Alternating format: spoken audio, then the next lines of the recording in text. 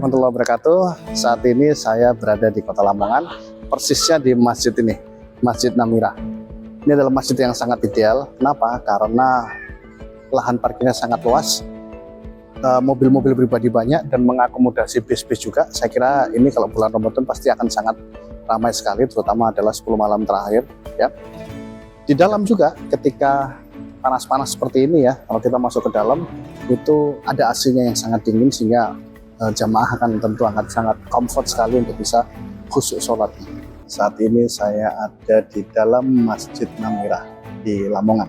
Kita baru saja sholat zuhur, alhamdulillah, dan masjidnya sangat-sangat nyaman. Ini di dalam masjid ini ada AC-nya, ya, sehingga kita tadi di luar agak panas ya siang-siang, kemudian masuk masjid terkena AC, alhamdulillah sangat nyaman ya.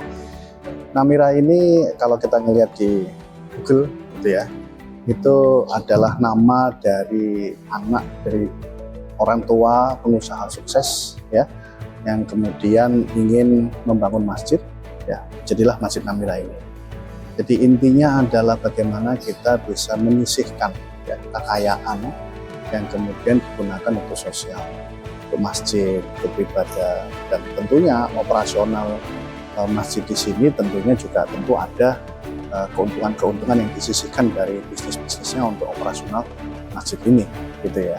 Akan lebih baik lagi sebetulnya kalau masjid ini juga ada khusus misalnya sumber pendanaannya. Ini kan bisa lihat tanahnya masih luas Pak, lahan parkirnya saja masih luas.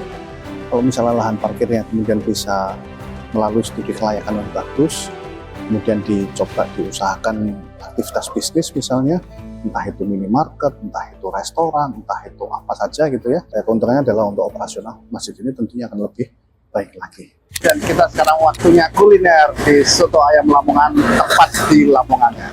Yuk, Assalamualaikum.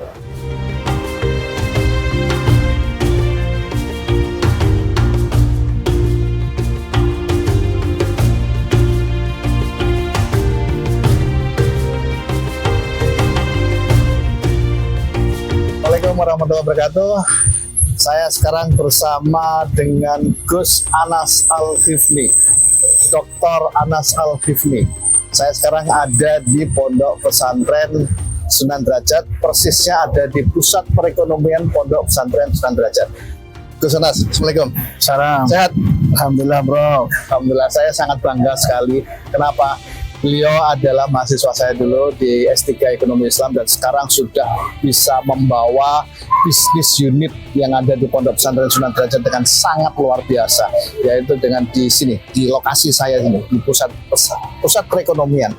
Mungkin bisa dijelaskan Gus, di sekitar sini ada apa saja bisnis unit yang dikembangkan oleh Sunan Derajat? Alhamdulillah, terima kasih Prof. Jadi yang di tempat ini kita itu mengelola beberapa unit usaha. Ya. Salah satunya di pusat ini. Kenapa kita namakan pusat? Karena di sini adalah one stop shopping. One stop shopping ya. Jadi mulai dari kita berjalan Gus ya. Ini restoran. Mana? Di bawah ini ya. Di bawah ini restoran. Terus samping ini ada hotel. Kalau ini biasanya tempat kongko-kongko orang makan. Kongko ya. Ya. Anak-anak muda ya. Anak muda makan juga di sini. Iya. Kemudian di sini di lantai 1 ada kantor travel Sundra Wisata. Oh, ada bisnis unit travel Ya. juga ya. Bisnis travel. Travelnya itu melayani apa saja? Antar kota kah? Kalau kita fokusnya untuk sekarang masih umroh. Umroh ya. Umroh. Oke. Tapi untuk internasional, misalkan jalan-jalan ke luar negeri juga bisa. Melayani ya. Melayani juga. Oke. Kemudian umroh ada. Terus di setelahnya itu di sebelah sana itu ada Koserba. Koserba ya. Koserba Sunan Derajat ini kita ada 3 segmen. Ya. Ada segmen retail, ada segmen grosiran, kemudian kita ada segmen untuk fashion. Grosiran ada juga ya. Ada. Jadi yang mau beli banyak juga bisa ya. Oh, yang oke. fashion ini, kalau yang fashion yang kita peruntukkan khusus di lantai 3. Ini yang fashion mulai dari sini sampai ke tengah ini semuanya fashion. Fashionnya. Dan di lantai 3 itu juga ada Ahwarumi Beauty Care untuk salon-salon muslimah, Kecantikan. salon kecantikan. Muslimah, ya. Termasuk kalau lantai 2 ini office, ruangan office perkantoran. Office untuk ini ya. Untuk perkantoran holding. Ya. Jadi di kita Holding ini. ini adalah pusat perekonomian pesantren karena di sini ada beberapa unit usaha yang kita gabungkan di satu pintu. Jadi orang datang ke sini bisa sekaligus makan, sekaligus belanja, sekaligus menginap, dan kita juga ada gedung pertemuan di lantai 4.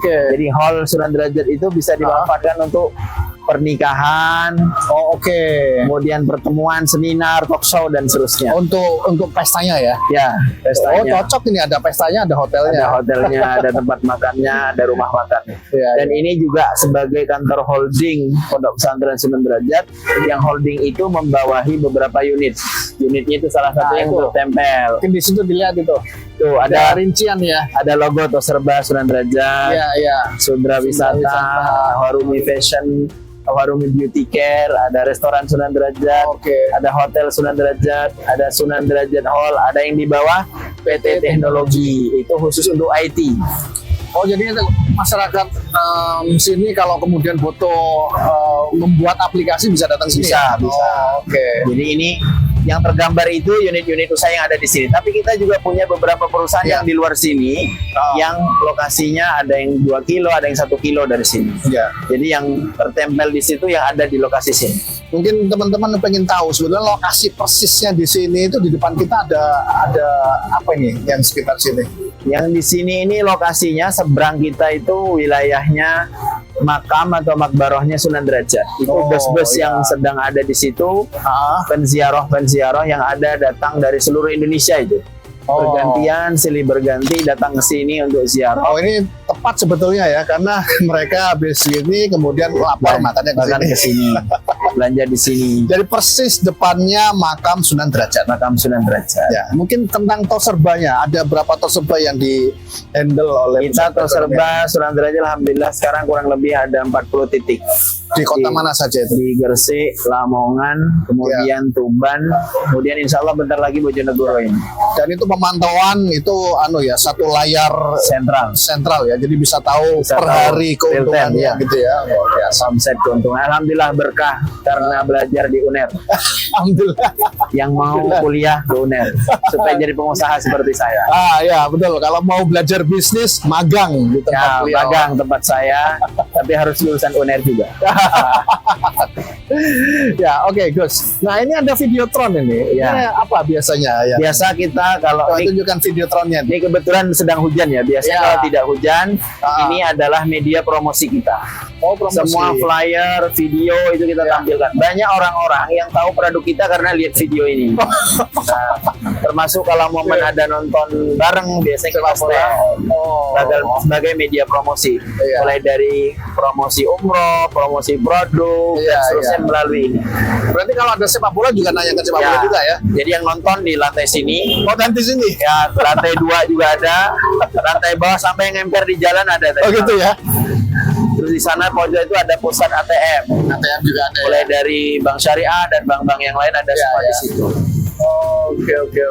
Jadi ke sini ngambil uang bisa, belanja bisa, sholat juga ada tempat, belanja fashion juga bisa, makan bisa, nginap bisa, ada pertemuan juga bisa. Pusat perekonomian namanya ya.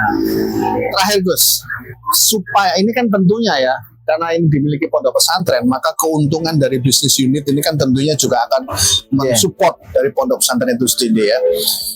Kalau misalnya ada pondok pesantren lain mau meniru seperti yang Gus Anas lakukan, kunci suksesnya apa? Kunci sukses kalau di kita itu fokus dengan bidangnya. Jadi di sini kayak saya, walaupun saya punya keahlian yang lain, misalkan kitab kuning, bahasa Arab dan seterusnya, tapi saya mengajar itu terbatas. Saya lebih fokus mengelola usaha pesantren, supaya hasilnya bisa dimanfaatkan betul-betul untuk kemandirian pesantren dan hasilnya bisa optimal. Karena banyak pesantren yang tidak begitu berhasil dengan ekonomi pesantren, karena yang mengurus itu tidak fokus. Yang kedua, yang mengurusnya bergonta-ganti, yang sistemnya juga bergonta-ganti. Ini contoh nih, kita sedang buka cabang baru Nah, Ini media promosi. itu istri. Ya. Ini kalau pembukaan cabang baru kita sesimpel ini saja, doa, Doa, itu, ya. makan, selesai. Di Oh, cabang oke. Sigayu kemarin Ya. di daerah Gresik ini. Oke. Alhamdulillah. Ya. Jadi kuncinya fokus ya? Fokus gitu ya. Oke, baik. Kunci-kunci lain apa, Gus? Kalau mengaca pada kesuksesan ini selain fokus. Kalau di kita, selain kita SDM-nya memang fokus di bidang ini, kita membuat sistem sedemikian rupa mengkombinasikan sistem modern Iya. yang berbasis ada job desk, ada SOP, Ya, ada good governance dan seterusnya. Nah, itu dikombinasikan dengan sistem pesantren. Jadi ala pesantrennya tetap dapat, ada modernisasinya tetap dapat. Betul. Sehingga nanti secara attitude, ya attitude pesantren, Iya. tapi secara manajemen profesional, attitude manajemen yang modern, profesional. Dan itu kita kelola dalam satu bentuk aplikasi real time yang kita bisa lihat secara real time berapa omset dari masing-masing unit yang kita kelola. Tadi sebelum saya berdiskusi sekarang ini, kita banyak diskusi di dalam itu adalah perihal masalah bagaimana bisa laba yang cukup besar yang ada di sini, dan salah satu kuncinya itu adalah betul-betul keputusan kita berdasarkan riset. Ya, betul. Coba mungkin bisa sedikit dielaborasi. Ya. Jadi kalau di sini, misalkan kita mau buka cabang baru, Ya. tim itu harus melakukan FS terlebih dahulu, feasibility study, kemudian dilakukan oleh tim riset. Nanti Ya. kalau itu hasilnya layak, studi kelayakannya masuk, baru kita buka. Ya. Begitupun ketika evaluasi kinerja setiap unit. Ya. Misalkan unit itu ditarget sekian ratus juta, ternyata omsetnya tidak sampai. Sehingga kita akan ada tim riset yang melakukan riset kenapa kok targetnya tidak sampai. Ya. Kemudian yang ketiga, ketika kita menentukan kebijakan untuk pembelian barang, Ya. itu kita berdasarkan hasil riset dulu. Ya. Jadi basisnya bukan kemauan kita, tapi berangkatnya dari kemauan Hasil customer, riset, ya. hasil riset. Salah satu hasil riset yang tadi kita diskusikan itu adalah termasuk di dalamnya itu adalah bagaimana kita bisa betul-betul melihat efisiensi dari apa yang akan kita lakukan, betul ya? Betul. Nah, bisa dielaborasikan efisiensi pricing. Efisiensi yang perlu kita lakukan di kita ini hasil riset supaya nanti setiap produk yang kita beli itu tepat sasaran dan tidak sampai menjadi barang mati. Oke. Barang mati itu tidak laku sama sekali. Ya. Yang kemudian efisiensi ini kita bentuk dalam bentuk holding. Bentukan holding ini Kuncinya nih holding ya. dilakukan untuk memberikan gambaran supaya semua kebijakan itu sentral. Ya. Dan sentral ini di satu kebijakan yang nanti akan diturunkan kepada seluruh unit-unit yang berada di bawah perekonomian Sunan Berencana. Nah, ini kuncinya. Holding ini memang betul-betul akan menghandle sekian banyak bisnisnya. Ya, sekian banyak bisnis itu tentu ada procurement, ya, pengadaan. Semua pengadaan itu dihandle oleh bagian holding ini. Jadi sangat efisien. Jadi satu mobil yang dimiliki oleh holding untuk procurement itu bisa untuk ngurusin berbagai macam unit yang ada, gitu ya. Makanya itu menjadi sangat efisien. Ini pelajaran yang sangat penting bagi Anda yang kepingin punya banyak bisnis, tapi kepingin juga bisa barangnya terjual karena Anda bisa efisien. Saya kira itu dulu yang bisa saya sampaikan hasil diskusi kita, mudah-mudahan bermanfaat. Terima kasih. Wassalamualaikum warahmatullahi wabarakatuh. Waalaikumsalam. Terima kasih, Terima kasih, Bro. Alhamdulillah.